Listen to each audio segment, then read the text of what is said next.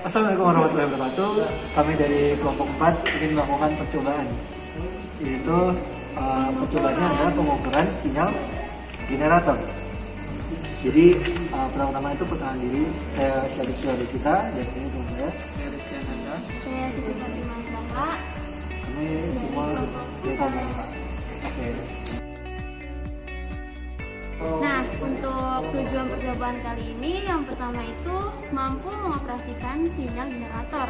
Yang kedua, pengenalan fungsi tombol-tombol di generator. Nah, yang ketiga itu mampu membedakan sinyal AM dan FM. Selanjutnya ada dasar teori. Yang pertama itu ada function generator atau signal generator, di mana function generator ini sebagai alat uji coba yang akan kita gunakan, di mana function generator ini berfungsi sebagai alat uji elektronik yang dapat membangkitkan berbagai bentuk gelombang. Untuk bentuk gelombangnya itu ada sinus, kotak, atau gelombang segitiga. Dan selanjutnya yang kedua ada modulasi, di mana modulasi ini didefinisikan sebagai proses menumpahkan sinyal informasi ke sinyal pembawa, sehingga amplitudo gelombang pembawa berubah sesuai dengan perubahan simpangan atau tegangan sinyal informasi. Jadi saya akan menjelaskan alat dan bahan yang digunakan. Jadi di sini tuh ada sinyal generator merek HP BSP 8656B. Ini merupakan sinyal generator untuk membangkitkan sinyal, bisa AM, bisa FM. Lalu di sini ada osiloskop. Osiloskop yang dipakai ini Tektronix TDS 1002C Edu. Jadi di sini untuk membaca sinyal yang dihasilkan oleh sinyal generator. Lalu untuk penunjang alat praktik ini, untuk menghubungkan dari sinyal generator ke osiloskop, kita menggunakan dua buah kabel BNC to BNC. Yang satu digunakan untuk menyambungkan dari mode output ke channel 1, dan satu lagi untuk menyambungkan dari RF output ke channel 2. Oke, setelah ini kita akan memulai praktiknya. Di sini saya akan melanjutkan percobaan yang akan dilakukan. Yang pertama-tama tekan tombol power pada signal generator untuk menyalakannya.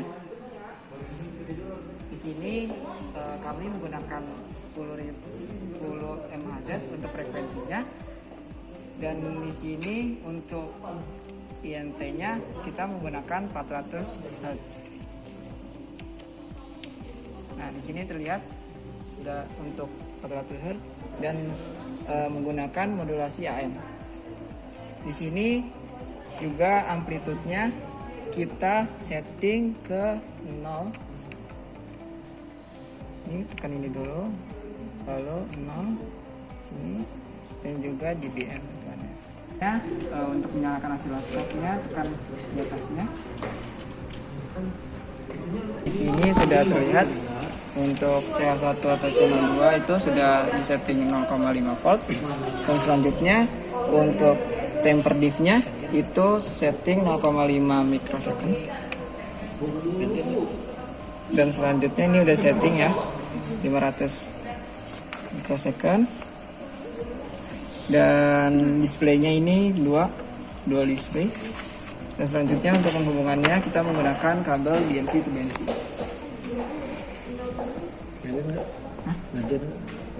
Di sini akan saya akan melanjutkannya. Dia akan menyambungkan kabel BNC to BNC ke osiloskop dan signal. Jadi pertama-tama di sini ada mode input output. Ini dihubungkan ke channel 1 pada osiloskop. Berapa deh? Jadi pertama dimasukkan dua kabel BNC to BNC-nya, lalu disambungkan ke osiloskop channel pertama. Setelah itu pada RF output di sini juga disambungkan kabel BNC to BNC dari RF output masuk ke channel 2 di osiloskop. Selanjutnya sudah bisa dimulai praktiknya.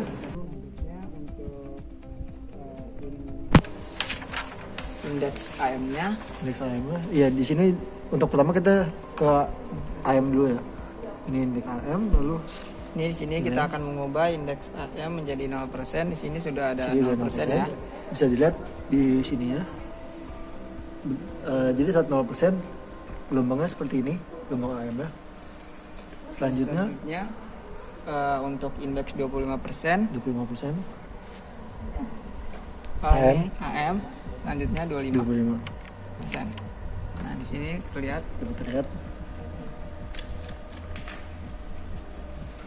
Selanjutnya ke 50%.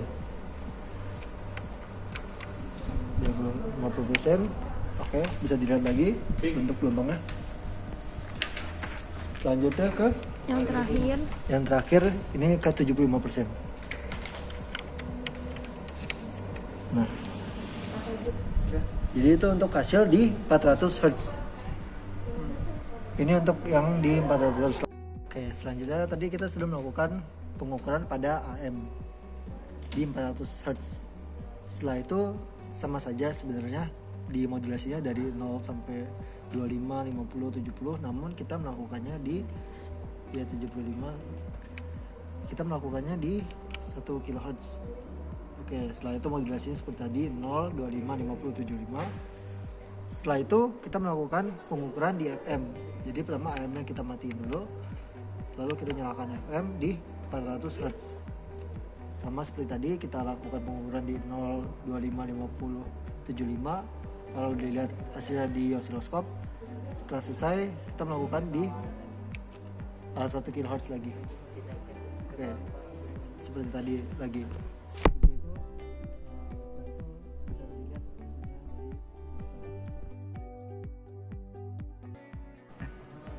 Selanjutnya di sini untuk menyimpan data-data dari modulasi, frekuensi, dan amplitude, kita akan menggunakan fungsi dari tombol store and recall.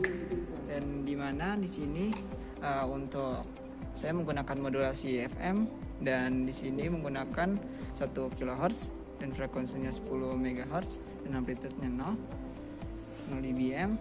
Di sini saya akan mengganti dari nilai modulasinya, modulasi FM. Selanjutnya saya akan menggunakan modulasinya 10 untuk percobaan. Di sini 3 kHz, selanjutnya untuk menyimpan dari data-data modulasi frekuensi dan amplitude kita menggunakan tombol store.